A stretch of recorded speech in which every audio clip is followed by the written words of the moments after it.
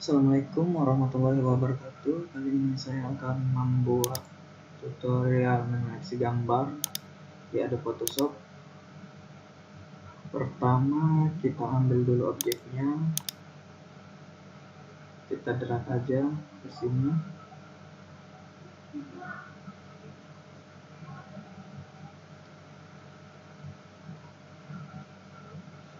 Setelah itu kita duplikat menjadi dua biar ada backupnya jika terjadi kesalahan. Lalu kita mulai seleksinya.